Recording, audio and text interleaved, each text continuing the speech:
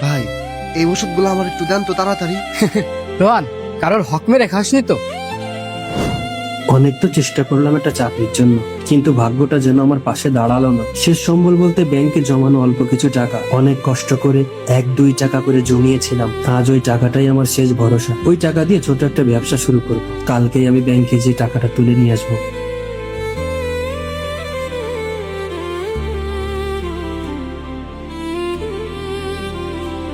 এই টাকাগুলো আমার অনেক কষ্টের জমানো টাকা।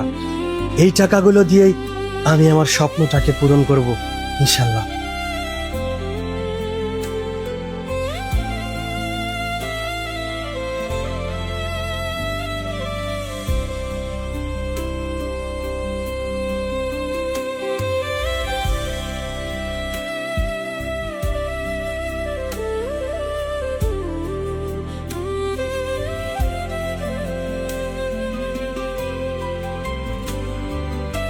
এই কাছে যা আছে সবকিছু বের করে দে। ভাই আমার কাছে তো কিছুই নাই, আমার সাথে এরকম করেন না। কিছু নেই মানে চেক কর। এই টাকা দিবি নাকি জীবন দিবি? মাল তো পেয়ে গেছি।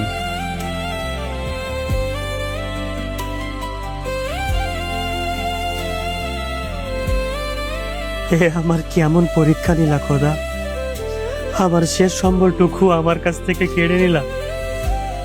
আমার যে আর কিছুই থাকলো না। অনেক কষ্ট করে টাকাগুলো জমিয়েছিলাম, ভেবেছি এই টাকা দিয়ে কিছু একটা করব। আমার সব কিছু শেষ হয়ে গেল।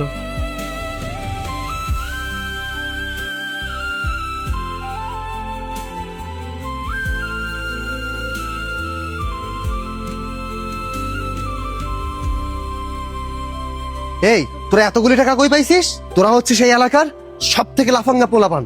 তোদের তো কোনো কাজই নাই, সারাদিন শুধু আড্ডাবাজি। তোরা এতগুলি টাকা কই পাইছিস? নিশ্চয়ই চিন্তাই করেছিস না? দাঁড়া, এক্ষুনি পুলিশকে কল করছি, আজ একটা ব্যবস্থা করবই। আমাদের ভুল হয়ে গেছে, আমরা জীবনে করবো না। ভাই এটা আপনি নিয়ে যান, আমাকে সাইডে দেন ভাই। না, তোদের কোনো ক্ষমা হবে না। ভাই শেষবারের মতো একটা সুযোগ দেন, আমরা আর এমন ভুল করবো না। আপনি টাকাগুলো রেখে দেন ভাই।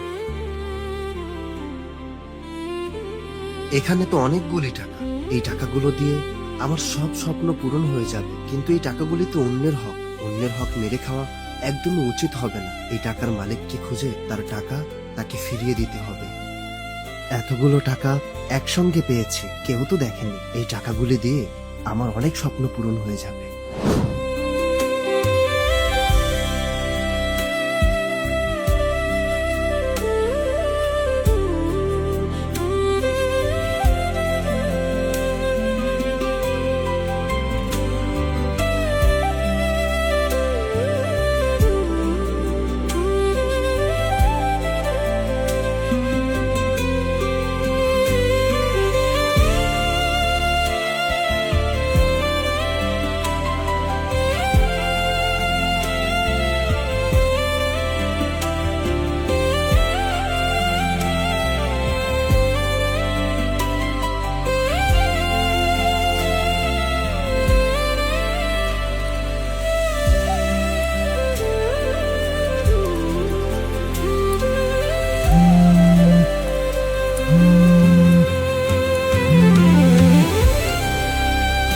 হ্যালো রোহান ভাই, আপনি কোথায় আছেন?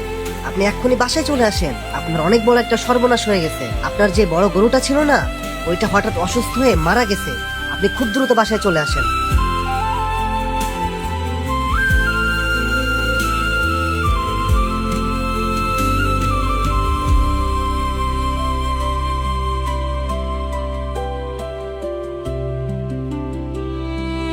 ভাই আপনার মায়ের ওষুধ শেষ হয়ে গেছে। আপনার মা খুব অসুস্থ হয়ে পড়ছে, আপনি দ্রুত ওষুধ নিয়ে বাসায় যান। আচ্ছা ঠিক আছে, তুই যা, আমি এখনই ওষুধ নিয়ে আসতেছি।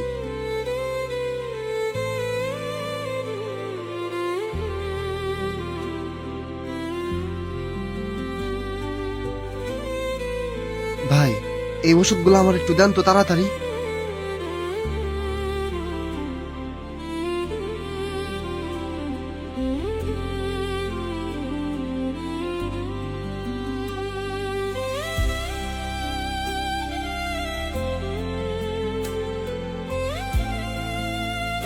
হ্যাঁ, আমার ফোন মানি ব্যাগ কই গেল?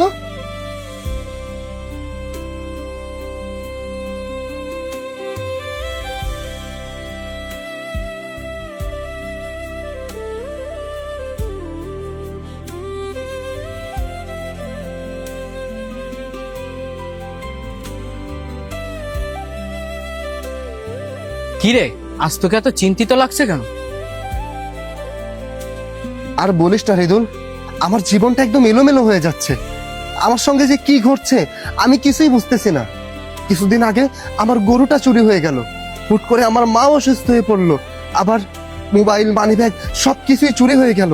কি যে হচ্ছে কিছুই বুঝতেছি না আমি। রোহান, কারোর হক মেরে খাসনি তো? আরে ভয় পাস না, মজা করলাম। তবে একটা ঘটনা শোন। আমার দাদার অনেক সম্পত্তি ছিল। একদিন হাট থেকে বাড়ি ফেরার পথে একটি ব্যাগ ভর্তি টাকা পান।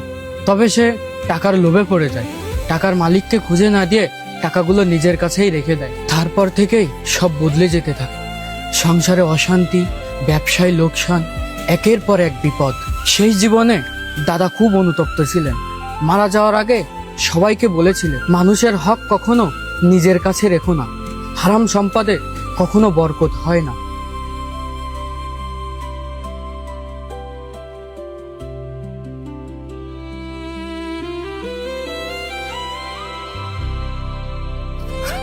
বন্ধু, আমি তো একটা ভুল করে ফেলছি কিছুদিন আগে।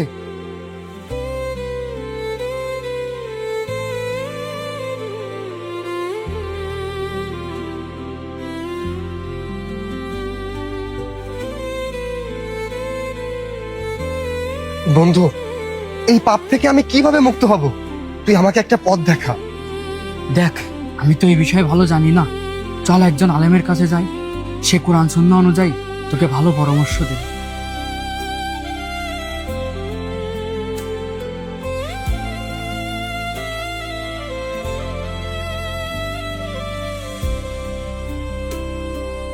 আসসালামু আলাইকুম। ওয়ালাইকুম আসসালাম। ভাই, আপনি সত্যিই ভুল করেছেন। আপনি যে আপনার ভুলটা বুঝতে পেরেছেন, এটাই তওবার প্রথম ধাপ। ইসলামের দৃষ্টিতে অন্যের সম্পদ নিজের কাছে রাখা হারাম। আপনি যদি প্রকৃত মালিককে চেনেন, তবে তার সম্পদ তাকে ফিরিয়ে দেওয়া উত্তম। যদি তাকে খুঁজে পাওয়া সম্ভব না হয়, তাহলে আন্তরিকভাবে খোঁজ করার চেষ্টা করবে।